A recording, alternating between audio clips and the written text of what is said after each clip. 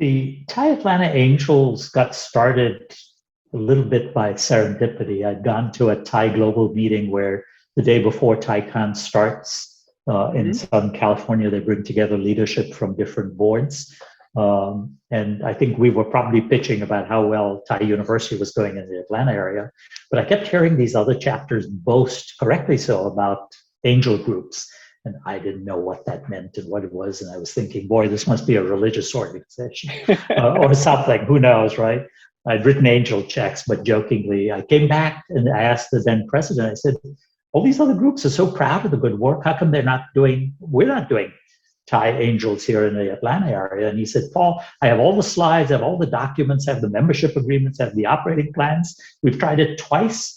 But Indians love to talk and not write checks. So I said, Oh, guess what? We're going to fix it. Now we know the problem. We can figure out the solution. So literally the following month, we ran an educational effort, et cetera. This was summer of 2017. And here we are, 22 investments later, in 3.5 years, $7.25 million. It's one of the thriving aspects of the TiE Atlanta chapter. And last that's year, fantastic. very proud to say that collectively, by the way, we have 4 co-chairs, but collectively, we were awarded the best angel chapter in the entire ecosystem globally.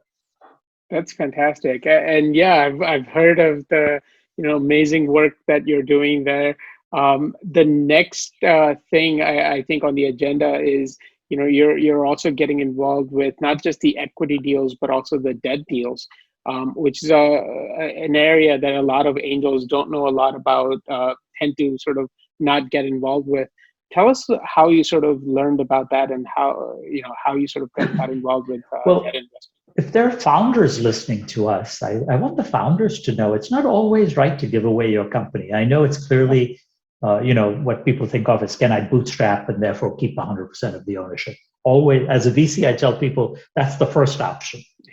Don't come to us, don't take our money, don't give away any part of our company. We're happy Right. to help you with mentoring, with all these other things that TiE and others do. And we're glad to do that. But if in fact you can bootstrap or you want to really accelerate your growth, sometimes you do have to go say, I need $1 million, right? I Right. always say you always have to ask yourself, why not debt versus equity? And so founders don't even always consider debt.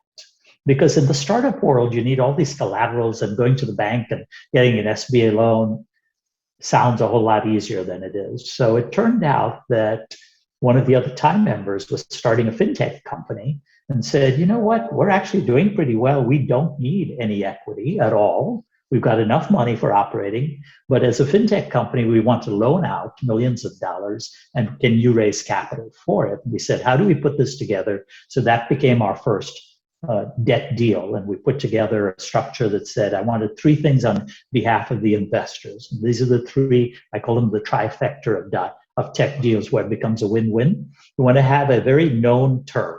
See, one of the issues of equity deals is we tell people it's 8 to 10 years, and we have no clue whether we're going to be wrong on that. Some could be 3 years, some could take 12 years, some could be never, right? This is a defined period, 3 years. So as a founder, as an investor, that's nice to know. Very defined term. I can look out and understand my cash flow. Number 2 is I want to be able to have returns that are good for the founder to give out and good for the investor. Typically, I tell people find some number in that 12-ish kind of percent, depending on tiers and all that kind of stuff. So that's known, and that's good because too many times as an investor, I'm earning 2, 3, 4, 5%, maybe more if I've been in the stock market, but that's not forever. This is a known 12, 15% kind of deal. And then the third part is, can you collateralize it in some way? And if you can collateralize it, we've constructed a number of ways to collateralize.